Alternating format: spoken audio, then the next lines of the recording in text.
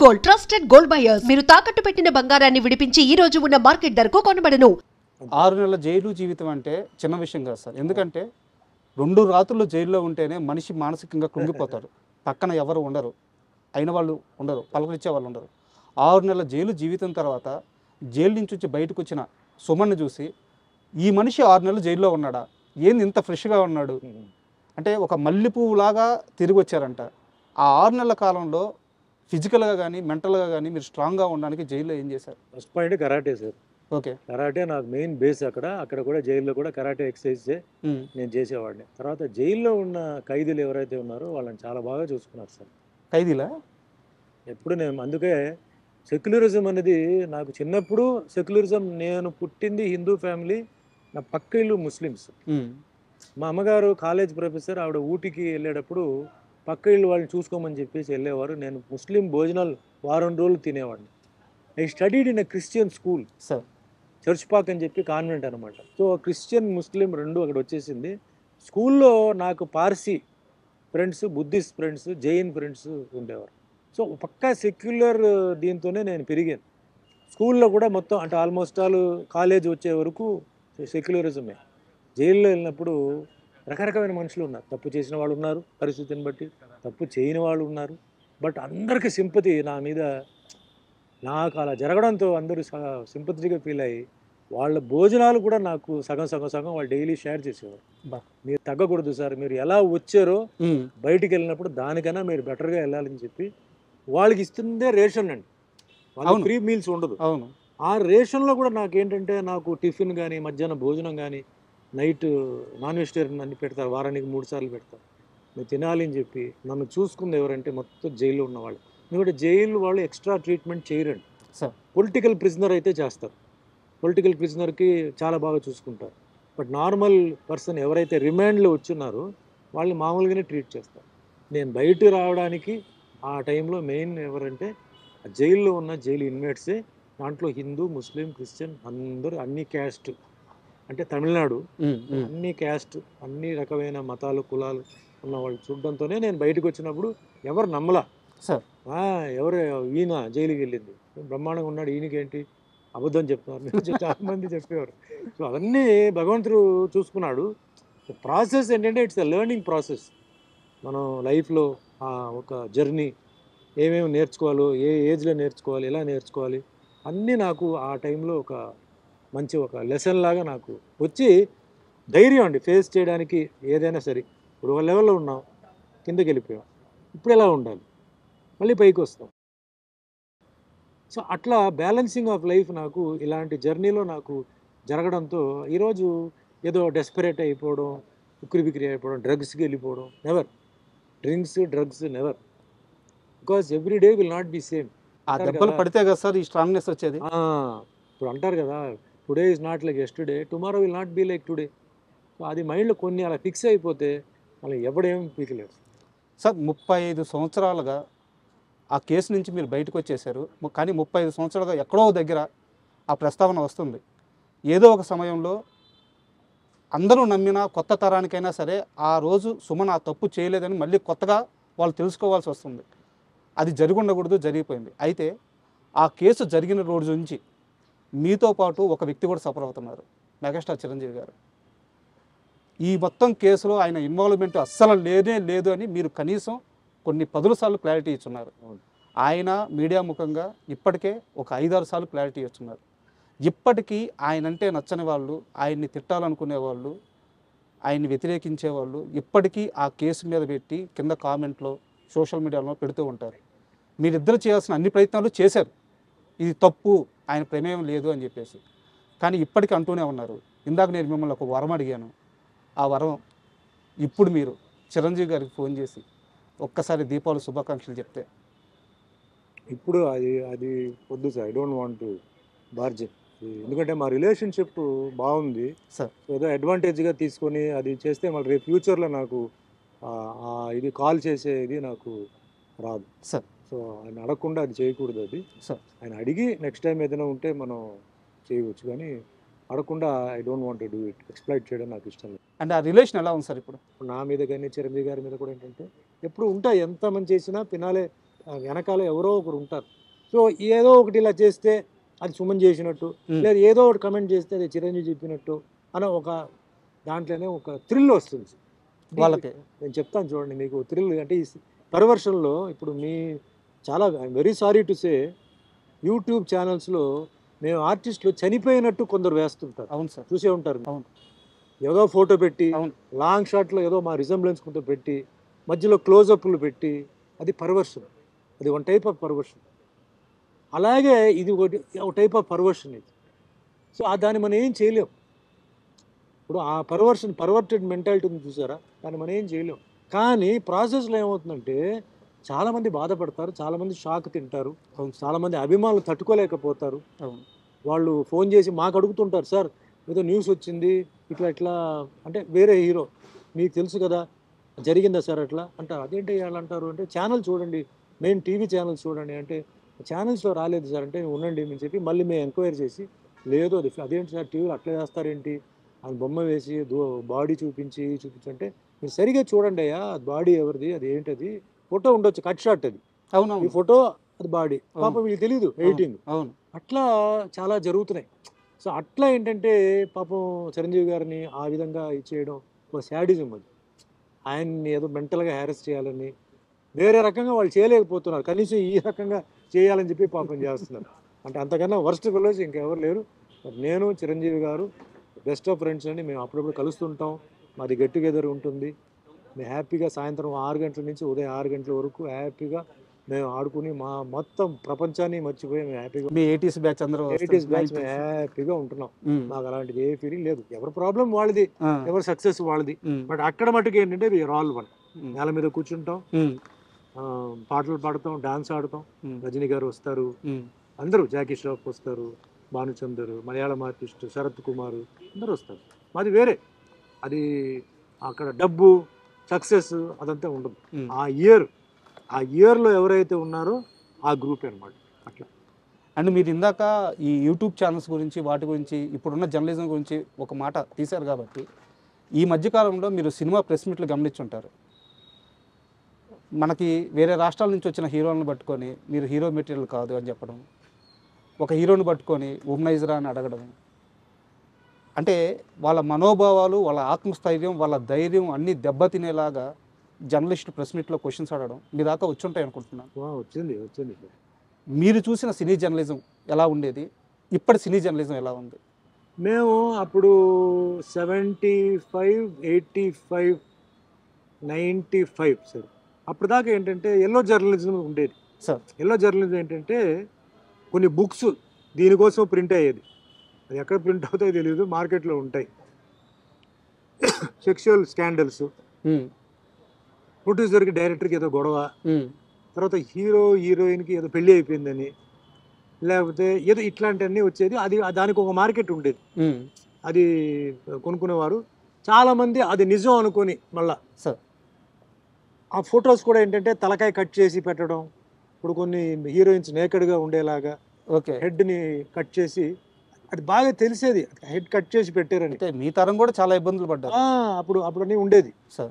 But అది ఒక group వేరే. బట్ గుడ్ జర్నలిస్ట్ వేరే, మంచి మేము జర్నలిస్ట్ అంతా మేము రెస్పెక్ట్ ఇచ్చాము సార్. మేము జర్నలిస్ట్ వస్తున్నారంటే లేచి నిలబడి కూర్చోమని చెప్పి భోజనాలు పెట్టి మాట్లాడి చేసాం. అంటే మంచి జర్నలిస్టులు ఉండేవారు.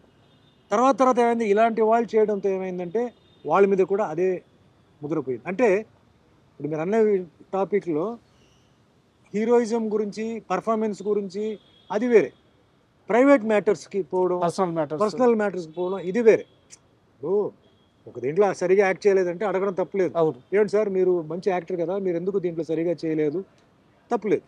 బట్ వేరే ఎఫ్ఐఆర్ గురించి అడగడం, నిజమా కాదా తెలుసుకోకపోవడం, చెప్పడం, ఒకసారి అలా అనేసిన తర్వాత నేను అలా అనుకోలేదు సార్ ఇదా, అది తప్పది. Journalism is a profession sir, దాన్ని జాగ్రత్తగా కాపాడుకోవాలి, కరెక్ట్ క్వశ్చన్స్ అడగాలి. మీకు ప్రూఫ్ ఉందా చూపించండి, అడగండి. ప్రూఫ్ లేకుండా అలా అన్నారు, ఇలా ఊహించుకున్నాం.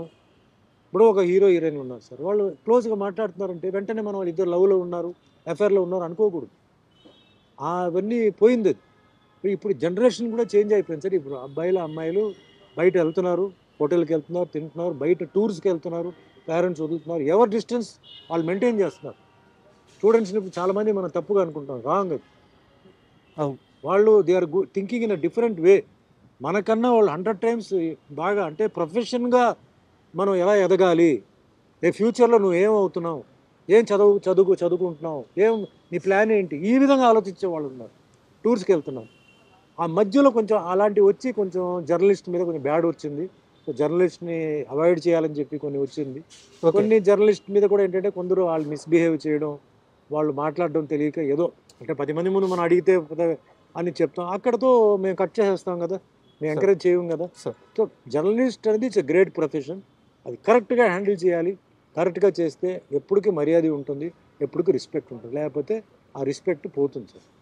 సార్ సుమన్ అనే వ్యక్తి పుట్టిందే ఆ శ్రీనివాసుని క్యారెక్టర్ చేయడానికి అని చెప్పి ఇప్పటికే కొన్ని లక్షల మంది నమ్మేశారు.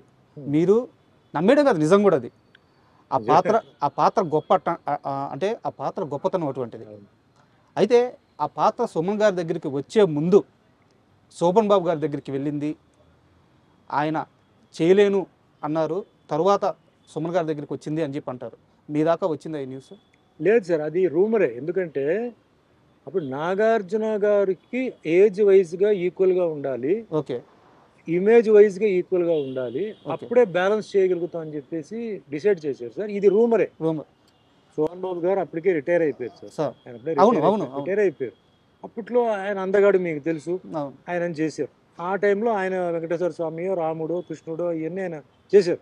బట్ ఈ సినిమాలో అది ఓన్లీ రూమరే. ఎందుకంటే ఏజ్ బ్యాలెన్సింగ్ ఉంది, ఇమేజ్ బ్యాలెన్సింగ్ ఉంది సార్. అన్నమయ్య సినిమాలో అన్నమయ్య నాగార్జున, మరి వెంకటేశ్వర స్వామి ఎవరు, ఆ ఏజ్ గ్రూపే రావాలి, ఆ బ్యాలెన్సింగ్ రావాలి. సో ఎవరు అక్కడ వెతకడం జరిగింది. ఆఖరికి వెతికి ఆఖరికి నాకు వచ్చిందనమాట ఆ క్యారెక్టర్. తప్ప సోహన్ బాబు గారిని అడిగారు, ఆయన వద్దన్నాడు, అప్పుడు నా దగ్గరికి వచ్చింది. అది రాంగ్ న్యూస్, రూమర్సే. అండ్ కొన్ని నెలల క్రితం తిరుమల వెళ్ళి రాఘవేంద్రరావు గారిని కలిశాను నేను. సార్ని కలిసి ప్రసాదం ఇచ్చి సార్తో మాట్లాడినప్పుడు కూడా అంటే ఎప్పుడైనా సరే అన్నమయ్య అనే ఆ సినిమాని తీసిన వ్యక్తి కానీ, అందులో నటించిన వాళ్ళని కానీ, ఆ సినిమా గురించి మాట్లాడుతుంటే కానీ ఒక రకమైన గూస్బంప్స్. ఇప్పుడు కూడా ఆ సినిమాని ఇప్పుడు రిలీజ్ చేస్తే చూడాలని కొన్ని కోట్ల మంది ఎదురు చూస్తున్నారు సార్. ఎప్పుడు ఉంటుంది? Annamayya cannot be redone sir, but can be released. Yes. ఎందుకంటే అన్నమయ్య చేసినప్పుడు ప్రతి ఒక్కరు దాంట్లో ఒక గుడికి వెళ్తే మాల వేసుకొని ఎలా ఉంటారో ఆ విధంగా అందరూ ఉన్నారు సార్. భయం భక్తితో ఉన్నారు, అందరూ చాలా నిష్టగా చేశారు. నేను ఒకడనే కాదు, అందరూ. డైరెక్టర్ రాఘవేంద్ర గారు అయితే హ్యాట్స్ ఆఫ్. ఆయన ఎర్లీ మార్నింగ్ రావడం, ఆ ఒక డిగ్నిటీ మెయింటైన్ చేయడం. Annamayya cannot be remade sir, it can be only retelecasted. అదే సార్, ఇప్పుడు అది డిజిటల్గా మళ్ళీ కరెక్షన్స్ చేసి మళ్ళీ అది చేయాలి. ఆ రాఘవేంద్ర గారే చెయ్యాలి, ఆయన చేతిలో ఉంది. అది రావాలి, మళ్ళీ ఒక రౌండ్ అది తిరగాలి అనేది నా కోరిక. అంటే మీ నోటి ద్వారా వస్తే చాలా ఈజీగా పన్నవద్దైపోద్ది.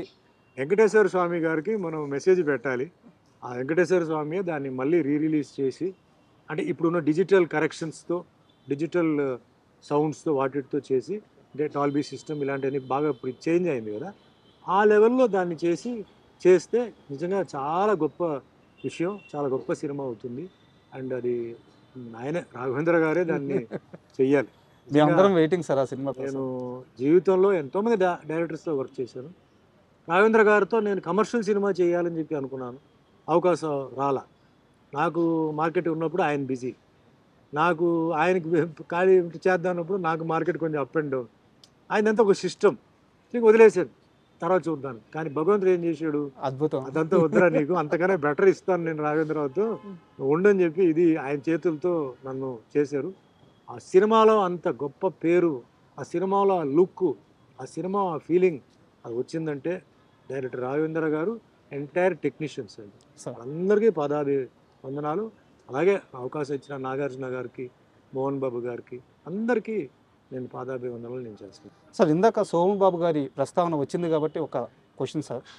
శోభన్ బాబు గారు ఇన్వెస్ట్మెంట్స్ విషయంలో ఇండస్ట్రీలో చాలామందికి ఒక మార్గనిర్దేశం చేశారు. ఆయన మాట విని లైఫ్లో బాగా సెటిల్ అయిన వాళ్ళు చాలామంది ఉన్నారు అని చెప్తారనమాట. మీరు మీ లైఫ్లో ఇన్వెస్ట్మెంట్స్ ఎలా చేశారు? ఈరోజు మీ ఫైనాన్షియల్ పొజిషన్ ఎలా ఉంది? నేను అప్పట్లో నాకు అంత సీరియస్గా నేను అంటే ఈ మల్టిప్లికేషన్ తర్వాత ఇవన్నీ నేను చేయలే. సార్ సో నేను మీకు చెప్పాను కూడా, నేను డబ్బు విషయంలో ఏంటంటే ఇండస్ట్రీలో ఉండాలి తప్ప డిమాండ్ సినిమా అవును. ఆపేయడం లేకపోతే అది చేయడం ఇవి చేయడం అవన్నీ నేను చేయలే. కొన్ని లాస్ట్ మినిట్లో కొన్ని ప్రొడ్యూసర్స్ నాకు ఇవ్వలేదు, అది పోలేదు. సో ఫైనాన్షియల్గా చెప్పాలంటే నేను పెద్ద సౌండ్ నేను చెప్పను. I'm just okay. అసెట్స్ అనేది ఉన్నాయి, అక్కడక్కడ నాకు అసెట్స్ ఉన్నాయి. సో అంత ఫైనాన్షియల్గా ఎవరితోనో కంపేర్ చేయాలి లేకపోతే ఆ విధంగా మనం ఒక ఇది ఉందని చెప్పి మట్టుకి నేను చెప్పను. బట్ సోహన్ బాబు గారు ఆయన అడ్వైస్ ఇవ్వడం ఇచ్చారు. బట్ ఆయన ఇచ్చిన అడ్వైస్ అందరికీ అది కుదరలే. మీకు కూడా ఇచ్చారా? అందరికీ నాకు చేశాను దోషి నిర్దోషి సినిమాలో సో చెప్పినాడు కూర్చో. ఆయన డాక్టర్ మా మదర్ స్టూడెంట్ ఓకే మృదుల అని చెప్పి మా మదర్ స్టూడెంట్. సార్ సో దోషి నిర్దోషి సినిమాలో నాకు ఫస్ట్ పరిచయం అయ్యారు. పరిచయం అయినప్పుడు ఆయనకి ఎల్ఐసి పాలసీస్ అని బాగా చేసేవారు అనమాట. సార్ అప్పట్లో అదే ఇన్వెస్ట్మెంట్, అదే బాండ్స్ ఇవన్నీ అలా అది అన్నీ ఆయనకి చెప్పేవారు. But same time Sohan Babu గారు ఆయన లైఫ్ స్టైల్ కూడా వేరే అండి.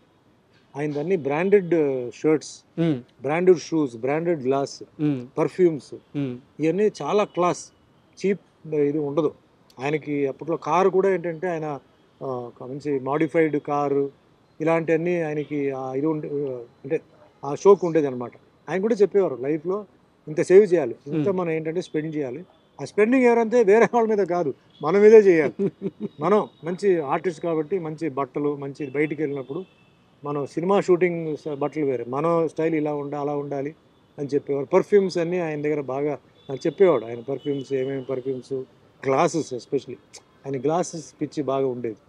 సో అట్లా ఆ లైఫ్ కూడా ఎంజాయ్ చేశాను, ఈ లైఫ్ కూడా ఎంజాయ్ చేశానండి. ఆ బ్యాలెన్స్ కూడా perfect life. Perfect life. Perfect life ఎక్కడ చెప్తున్నానంటే ఫ్యామిలీని ఆయన ఎప్పుడు సినిమా ఫీల్డ్కి తీసుకురాలి. సార్ ఫ్యామిలీగానే ఉండేది. ఆయన మట్టుకు వచ్చి సినిమాకి వచ్చేసి మళ్ళీ వెళ్ళిపోయేవాడు. సోహన్ బాబు ఫ్యామిలీని ఎక్కడన్నా మీరు సినిమాలు చూసారా? లేదు సార్, ఉండదు.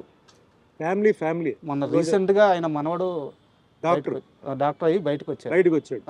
లేకపోతే ఫ్యామిలీ ఎప్పుడు బయటకు రా, కొడుకు కానీ కూతురు కానీ ఎవరు రాలేదు. హీరో సుమన్ గారు కూడా ఈ విషయంలో సోహన్ బాబు గారిని ఫాలో అవుతున్నారు. 100% సార్. ఫ్యామిలీగానే ఉంటుంది. పని అంటే పని అంటే ప్రోగ్రాము, ఫంక్షన్. ఎందుకంటే ఆ ఫ్యామిలీ లైఫ్ అనేది డిస్టర్బ్ అవ్వకూడదు. వర్క్ ఇంటికి వెళ్దు, ఇల్లు వర్క్కి రాదు. ఓకే, నేను వర్క్లో ఉన్నప్పుడు ఇంటి నుంచి ఫోన్ రాదు, నేను ఇంటికి వెళ్ళినప్పుడు ఆ ఫోన్ అక్కడికి రాదు, అది వేరే మనిషి ఉన్నారు, వాళ్ళు చూసుకుంటారు. అంత అవసరం అయితే తప్ప. అంటే ఇప్పుడు సెల్ ఫోన్ ఉంది కాబట్టి మెసేజ్, ఎమర్జెన్సీ వాట్సాప్ మెసేజ్, మాట్లాడాల్సిన పని లేదు, వాట్సాప్ మెసేజ్. ఫ్యామిలీకి ఒక ఫ్యామిలీ దొరకడం అనేది చాలా అదృష్టం సార్. ఒక భార్య, పిల్లలు. ఎందుకంటే ఇప్పుడు చూస్తున్నాను కదా, అన్ని సిస్టమ్ మారిపోయింది. తల్లిదండ్రులను ఎవరు అంటే గమనించట్లేదు, మాట్లాడడం. ఎందుకంటే 2 సైడ్ల మిస్టేక్ ఉంది. ఎవరికి వాళ్ళు తల్లిదండ్రులు బిజీ అంటున్నారు, ఫారెన్ అంటున్నారు, ఆ ఫంక్షన్ అంటున్నారు, ఈ మీటింగ్ అంటున్నారు. మరి ఎప్పుడు మీరు పిల్లలతో టైం స్పెండ్ చేసి, పిల్లలు ఎవరితో మాట్లాడాలి? పక్క ఇంటి వాళ్ళతోనా, పని వాళ్ళతోనా, ఎవరితో? అది అర్థం చేసుకోవాలి. 50% ఫాల్ట్ పేరెంట్స్. మీరు చెప్తారు పేరెంట్స్ పిల్లలు నన్ను పట్టించుకోవట్లేదండి, పిల్లలు నన్ను తిడుతున్నారండి, పిల్లలు కొట్టడానికి వచ్చారండి. ఎందుకు వస్తారు కొట్టడానికి? ఎందుకు తిడుతున్నారు? మీరు ఎన్ని రోజులు ఉన్నారు పిల్లలతో? నేను అందుకే చిన్నప్పుడు ఉన్నప్పుడే, మా పాప చిన్నప్పుడు ఉన్నప్పుడే నేను ఇంటికి వెళ్తే ఆవిడ స్కూల్ నుంచి వస్తే ఆవిడతో నేను టైం స్పెండ్ చేసేవాడు. ఏదో స్కూల్ నుంచి బుక్స్ అది ఇది ఏదో అట్లా ఇట్లా. తర్వాత ఆవిడ ఫ్రెష్ అప్ అయిపోయి గడుకునేప్పుడు ఆవిడతో కొంచెం ఆడుకోవడం. అంటే ఆ కనెక్షన్ నేను ఎప్పుడూ మెయింటైన్ చేశాను సార్. ఇంక్లూడింగ్ ఆవిడ స్కూల్ బస్లో ఎప్పుడైతే దిగుతుందంటే, నాకు షూటింగ్ లేకపోతే కారు తీసుకొని నేను మెయిన్ రోడ్కి వెళ్ళిపోయి ఆవిడ పికప్ చేసి నేను తీసుకొచ్చేవాడు. సో ఆవిడ మైండ్లో నాన్నగారు ఫ్రీగా ఉన్నప్పుడు నన్ను చూసుకున్నారు, బిజీగా ఉన్నప్పుడు ఆయన చూసుకున్నారు. ఖచ్చితంగా అటాచ్మెంట్ ఉంటుంది ఇప్పుడు ఉంటుంది. అందుకే ఈరోజు చాలామంది అంటారు డాక్టర్ అంటే మీకు టెన్షన్ కదా అన్నారు. డాక్టర్ అంటే నాకు 10 సన్స్ అన్నాను. టెన్షన్ కాదు, 10 సన్స్. ఈరోజు నేను ఎక్కడైనా నేను ధైర్యంగా వెళ్ళొచ్చు. ఎందుకంటే నాకు కొడుకు అంటే నాకు ఉన్న కూతురే. అవును. బట్ కొడుకు కన్నా నాకు ఆవిడ చాలా బాగా ఈరోజు తయారైపోయి ఎఫెక్షన్ మాకు ఇవ్వడం, చూసుకోవడం. అంటే జనరల్లీ పిల్లలు ఎదిగిన తర్వాత it's their turn to take care of the parents. అది రావాలి. మనం బలవంతంగా డిమాండ్ చేయడం కాదు. నన్ను చూసుకో, నాకు అది ఇది నన్ను చూడట్లేదు చెప్పడం కాదు, అది మనసాగా రావాలి. దానికి మనం ముందే దానికి ఏంటంటే మనం ముందు అక్కడ కాంట్రిబ్యూషన్ ఇవ్వాలి. చిన్నప్పటి నుంచి వాళ్ళని చూసుకోవడం, స్కూలు మంచిది, ఫుడ్, బయటికి తీసుకెళ్ళడం, టైం స్పెండ్ చేయడం. అండ్ ఈరోజు ఆ ఉమ్మడి కుటుంబం లేదండి. ఒకప్పుడు ఉమ్మడి కుటుంబం ఉంటే తాతగారు నానమ్మ ఉండేవారు, అవును, తల్లిదండ్రులు లేనప్పుడు వాళ్ళు వెళ్ళి వాళ్ళతో అటాచ్మెంట్ కేర్ చేసేవాళ్ళు. వాళ్ళకి మంచి మెసేజ్ ఇచ్చేవారు, ట్రైన్ చేసేవారు. అవును ఈరోజు ఎక్కడ ఉన్నారు? వాళ్ళకి దూరం పెట్టాము, ఇంట్లో ఎవరు లేరు, లేదా ఇంట్లో పని వాళ్ళు ఉంటారు. సార్, ఇంట్లో మనమే ఉండట్లేదు కదా, మనం లేవు కాబట్టి వీళ్ళు ఉంటున్నారు, వీళ్ళతో అటాచ్మెంట్ పెరిగిపోతుంది. నెక్స్ట్ నైబర్ పిల్లలు ఎలా తెలియదు, లేదు ఫ్రెండ్స్, వాళ్ళ మెంటాలిటీ ఏంటో తెలియదు. So I don't blame children అండి, ఐ బ్లేమ్ పేరెంట్స్ ఆల్సో 50%. చెప్పాలి ఇది కరెక్ట్ కాదు, ఇది కరెక్ట్, మీకు ఎంత ఇవ్వాలో అంతే ఇవ్వాలి. స్పాయిల్ చేసి అయ్యో నేను ఎక్కువ డబ్బు ఇచ్చానండి అందుకే ఇలా అయిపోయింది, ఎక్కువ ఫ్రీడమ్ ఇచ్చానండి, ఫ్రీడమ్ ఇవ్వాలి. ఎప్పుడు ఇవ్వాలి? వాళ్ళకి ఆ మెచ్యూరిటీ ఏజ్ వచ్చిన అప్పుడు ఇవ్వాలి. నువ్వు ముందే ఇచ్చేస్తే వాళ్ళకి ఏం తెలుస్తుంది వాళ్ళకి? సో అట్లా మన సైడ్లోనే మిస్టేక్ ఉంది, అది కరెక్ట్ చేసుకోవాలి. అన్నీ అట్లా చేసి కూడా పిల్లలు చూసుకోకపోతే నిజంగా దురదృష్టం. అండ్ పేరెంట్స్ని నేను ఎప్పుడు చెప్తున్నానండి, పేరెంట్సే దేవుడు సార్. మనం ఎవరెవరో కాళ్ళ మీద పడుతున్నాం, పేరెంట్స్ కాళ్ళ మీద పడుతున్నావా? పడట్లేదు. పేరెంట్స్ కాళ్ళు ఆశీర్వాదం తీసుకుంటే జీవితంలో ఎక్కడికో తీసుకెళ్తుంది. వాళ్ళకి తిరిగి ఇచ్చేది డబ్బు కాదండి, తిరిగి ఇచ్చేది వాళ్ళకి అభిమానం, ప్రేమ, గౌరవం. అయితే గౌరవం చెప్పి ప్లాట్ఫామ్ మీద ఎక్కి ఏదో వాళ్ళ పూలదండ వేయడం కాదు. ఇంట్లోనే వాళ్ళని హగ్ చేయండి, వాళ్ళతో మాట్లాడండి, కూర్చోండి, వెళ్ళేటప్పుడు దేవుడిలాగా వాళ్ళ కాళ్ళు ముట్టుకోండి. మోస్ట్ పవర్ఫుల్ బ్లెస్సింగ్ తల్లిదండ్రుల ఆశీర్వాదాలు, మోస్ట్ పవర్ఫుల్ బ్లెస్సింగ్. అది ఎవరు ఇవ్వలేరు, ఓన్లీ ఒక తల్లిదండ్రి ఇవ్వగలుగుతారు. కాబట్టి ఇదివరకు చేయకపోతే ఇప్పుడైనా చేయండి, ఆ ఆశీర్వాదం పవర్ చూసుకోండి. లేదు చనిపోయారు అన్నప్పుడు కూడా వాళ్ళ ఆత్మని ప్రార్థించి, నేను ఏదో తెలిసో తెలియకుండా తప్పులు చేశాను, నన్ను క్షమించు, నన్ను కాపాడు అని చెప్తే జవాబు తప్పకుండా వస్తుంది. ఎందుకంటే ఒకరు జీవితంలో పైకి వెళ్ళలేకపోతున్నారు, కారణం ఏంటంటే ఆడ తల్లిదండ్రులు కన్నీళ్ళు ఉంటుంది, తల్లిదండ్రులు శాపం ఉంటుంది. మీరు చెప్తుంటే నేను చాలా ఎమోషనల్ అవుతున్నాను. ఎందుకంటే అంటే ఈ ప్రస్తావన మళ్ళీ తీసుకొస్తున్నాను. మీరు 6 నెలల పాటు జైల్లో ఉన్నప్పుడు మీ అమ్మగారు, ఆమె ఎంతమంది రాజకీయ నాయకుల్ని, ఎంతమంది లాయర్లని, ఎంతమంది పెద్ద పెద్ద పారిశ్రామికవేత్తలని ట్రైన్ చేసిన ఒక ప్రిన్సిపల్ ఆమె. ఆ 6 నెలల కాలంలో మీ అమ్మగారు చేసిన ఒక ఫైట్ ఉంటుంది చూడండి సార్. ఈరోజు చూసుకుంటే మనకి మలయాళ సినిమాల్లో డాక్యుమెంటరీస్ వస్తుంటాయి, ఒక ఉమెన్ స్ట్రగుల్ అయ్యి తన కుటుంబాన్ని ఎలా కాపాడుకుంది, తన భర్తను ఎలా కాపాడుకుంది, తన బిడ్డను ఎలా కాపాడుకుందని. ఏ సినిమాకి తక్కువ కాని ఒక జర్నీ చేశారు 6 నెలల్లో. ఒక గవర్నర్ గారిని కలవడం అయితే ఏమి, డిపార్ట్మెంట్ని ఎదిరించడం అయితే ఏమి, ఆ లా లూప్ హోల్స్ పట్టుకొని ఫైట్ చేయడం అయితే ఏమి. అండ్ మీ సినిమాల్లో ఒక పాట ఉంటుంది, అమ్మని మించిన దైవం ఉన్నది. 20వ శతాబ్దం సార్, 20వ శతాబ్దం. చిన్నప్పుడు మా అమ్మగారు స్కూల్కి వెళ్తుంటే బ్యాగ్ తీసుకొని పక్కన పెట్టి, ఈ పాటను, ఈ సినిమా చూడు, ఈ సంవత్సరం మొత్తం నువ్వు స్కూల్లో ఏమి నేర్చుకుంటావో అంతకంటే ఎక్కువ ఈ ఒక్క పాటలో ఉంటుంది అని కూర్చోబెట్టారు నన్ను, బాగా గుర్తు. సో మీ అమ్మగారి గురించి ఏం చెప్తారు? సో గాడ్ అండి, నిజమైన గాడ్. మా ఫాదర్ ఏంటంటే, మా మదరు నాకు బెస్ట్ ఎడ్యుకేషన్ రావాలి చెప్పి చెన్నైలో చర్చ్ పార్క్ కాన్వెంట్ ఉండేది. అప్పుడు ఆవిడ ఓన్లీ లెక్చరరే. అక్కడ స్కూల్ ఫీజు చాలా హై, ఎంటైర్ శాలరీ నా స్కూల్ ఫీజుకి వెళ్ళేది. అబ్బా. నాన్నగారు శాలరీతో బతికాం. ఆవిడ బేసిక్ ఎడ్యుకేషన్ మట్టుకి కాంప్రమైజ్ లేదు చెప్పారు. 6th క్లాస్ తర్వాత నేను కళాక్షేత్ర అనే స్కూల్, గురుకులం సిస్టమ్, దానికి వెళ్ళాను. అప్పుడు అంత ఫీజు లేదు. తర్వాత ఆవిడ ఏంటంటే నా ఎడ్యుకేషన్కి, నా బట్టలు కానీ వాటికి బాగా స్పెండ్ చేసేవారు. నాన్నగారు కూడా ఇచ్చేవారు. మీకు ఈవెన్ కాలేజీకి వెళ్ళలేక అప్పట్లోనే కారు కూడా ఇచ్చారంట కదా? లేదు, అది నేను కాలేజీకి వచ్చిన తర్వాత, పీయూసీ కాదు, నేను డిగ్రీ వచ్చిన టైంలో. అప్పుడు అంటే మార్నింగ్ ఆవిడని కాలేజీలో డ్రాప్ చేసి నేను కాలేజీకి వెళ్ళి రిటర్న్ వస్తూ ఆవిడని పికప్ చేసుకొని మేము ఇంటికి వచ్చామన్నమాట. అట్లా అంటే నాకు అన్నీ ఫ్రీడమ్ ఇచ్చారు, నేను అడిగింది అన్నీ ఇచ్చారు, అన్నీ చేశారు. అన్నిటికన్నా గొప్పగా మా తల్లి నాకు ఏంటంటే నమస్కారం, సంస్కారం నాకు నేర్పించింది మా అమ్మగారు. నాకు ఈరోజు నేను ఇంత బ్యాలెన్స్డ్గా ఉన్నాను, ఈ ఏజ్లో కూడా నేను ఫిట్గా ఉన్నానంటే దానికి కారణం మా అమ్మగారు కరాటే నేర్చుకో అని చెప్పి నాకు పంపించడంతో ఈరోజు అదే జీవితం ఇచ్చింది, అది ఉన్నాను. నెక్స్ట్ ముఖ్యంగా మళ్ళీ చెప్తాం కదా, భగవద్గీత, అది మెయిన్ బేస్ అండి. ఎప్పుడైనా పోవచ్చు సార్, 10 నిమిషాల తర్వాత ఏం జరుగుతుందో తెలియదు. కానీ ఆ 10 నిమిషాల వరకు మనం ఎలా బ్రతికాం, మన పేరు, మన ఫ్యామిలీకి మనం ఏమి ఇచ్చాం, అది చాలా ముఖ్యం. అందుకే ఇప్పుడు డ్రగ్ కేసెస్ అన్నీ వస్తుంటాయి. చెప్తారు నాకు, సార్ మీ డ్రగ్స్ గురించి చెప్పండి సార్, డ్రగ్ తీసుకోకూడదు చెప్పండి. తీసుకోకూడదు నేను చెప్పను. డ్రగ్స్ తీసుకుంటే వాళ్ళ ఆరోగ్యం పోతుంది. నేను ఒకటే చెప్తున్నాను, డ్రగ్ తీసుకోవడం వల్ల మీ తల్లిదండ్రుల పేరు చెడగొడుతున్నారు. డ్రగ్ తీసుకోవడం వల్ల మీ ఇంట్లో ఒక ఆడదికి, పెళ్లి అవ్వాల్సిన అమ్మాయికి పెళ్లి జరగదు. అంతేగా. డ్రగ్ తీసుకోవడం వల్ల నీ మొహ రూపాన్ని పోతాయి. నీ బ్రెయిన్ పోతుంది. డ్రగ్ తీసుకోవడం వల్ల మీ మిత్రులను నువ్వు చంపుతావు. ఇది కావాలా నీకు? కావాలంటే చెయ్యి. మీ మీ వీధిలో మీ ఫ్యామిలీకి మంచి పేరు ఉంది, డ్రగ్ తీసుకొని జైలుకి వెళ్ళి వచ్చిన తర్వాత ఆ ఫ్యామిలీ ఇంటి పేరు చెడగొడతాం. అది కావాలా? చెయ్యి. అంతేగాని నేను డ్రగ్ తీసుకోవద్దు, అది హానికారం, నేను చెప్పనండి అంట. అట్లా నాకేంటంటే నన్ను పెంచింది ఆ బ్యూటిఫుల్ రూట్లో పెంచేసి. Super sir. సో నేను మదర్ని ఎప్పుడు నేను మర్చిపోను. ఈరోజు ఆవిడ లేనప్పుడు కూడా, మా తండ్రి గారు కూడా లేనప్పుడు కూడా నేను డైలీ వాళ్ళు నేను తలుచుకుంటాను. ఎప్పుడైనా ఏదైనా ఇంపార్టెంట్ ఉన్నప్పుడు ఆ బ్లెస్సింగ్. తర్వాత అఫ్కోర్స్ అమావాస్యగా పూజలు చేయడం అవన్నీ అది వేరే విషయం. అది మెటీరియలిస్టిక్ అండి. ఇక్కడ ఉండాలి మెటీరియల్. మన కొబ్బరికాయ కొట్టడం, పిండి పెట్టడం అది కాదు. అది ఉంది ఇక్కడ. ఆ ప్యూరిటీ ఇక్కడ ఉందా? ఆ రియలైజేషన్ నా తల్లి తండ్రి వల్లనే నేను ఈరోజు నేను ఉన్నాను అంటున్నాను. వాళ్ళే దేవుడు సార్. అదే పవర్. వాళ్ళ వల్ల కదా నేను ఈరోజు ఉన్నాను సార్. వాళ్ళ లేకపోతే నేను ఎక్కడ ఉన్నాను? వాళ్ళే నాకు శక్తి.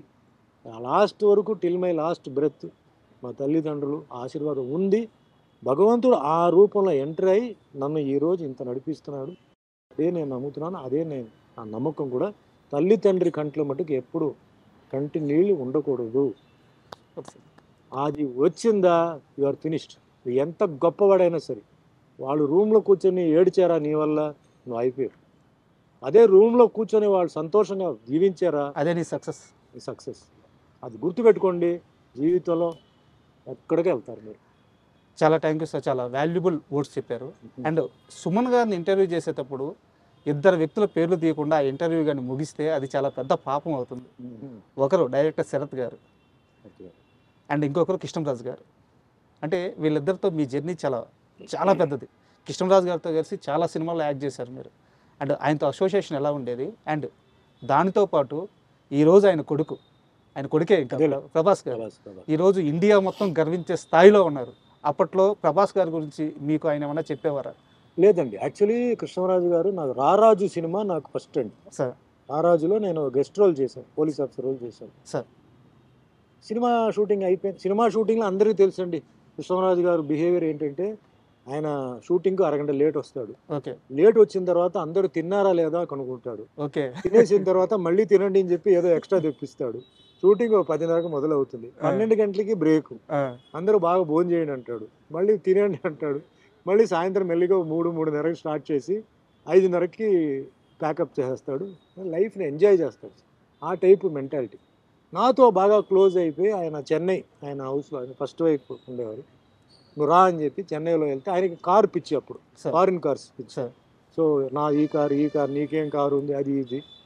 తర్వాత మంచి ఫుడ్, మంచి నాన్ వెజిటేరియన్ ఫుడ్. అంటే అయితే ఇప్పుడు డార్లింగ్ ఉండే అలవాటు అక్కడి నుంచే వచ్చింది. అది అక్కడి నుంచే వచ్చింది. ఒక ఐటమ్ ఉంటే చాలు. ఈ టేబుల్ అంటే ఈ టేబుల్ ఫుల్ ఉండాలి, అన్నీ ఉంటాయి అనమాట. నిజంగా ఆ రాజు అంటే ఆ రాజు ఫీలింగ్ అదే నాకు కంటిన్యూ చేశాను. నేను లీడర్ అనే సినిమా చేశాను, బావబావమరి సినిమా చేశాను. తర్వాత హైదరాబాద్కి షిఫ్ట్ అయిన తర్వాత మళ్ళీ హైదరాబాద్లో కూడా నన్ను పిలిచేవారు. ఇంటికి పిలిచి భోజనాలు అది ఇది. అంటే అది ఆ టైప్ ఆఫ్ ఇది. చెడు అనేది ఎప్పుడు లేదు సార్. అందరితో మంచిగా ఉండాలి. అందరికీ ఆయనకి ఒకటి ఎక్సర్సైజ్, తర్వాత కరాటే చాలా ఇష్టం. ఎక్కడ ఉన్నా పిలిచేవాడు. పిలిచి కొంచెం ఏంటి ఎక్సర్సైజ్ చేయట్లేదా అన్నాడు. కొంచెం టఫ్గా ఉంటే ఇలాగే ఉండే. అట్లా అంటే ఎక్సర్సైజ్ మీద, హెల్త్ మీద బాగా, అంటే ఫిట్నెస్ మీద, ఫుడ్ మీద, లైఫ్ ఎంజాయ్ చేయాలి. ఎంజాయ్ చేయకుండా లైఫ్ ఏంటి అని అనుకుంటున్న ఒక వ్యక్తి. I miss him a lot అండి. ఇప్పుడు అదే ఆ క్యారెక్టరిజం అంతా డార్లింగ్లో చూస్తున్నాం.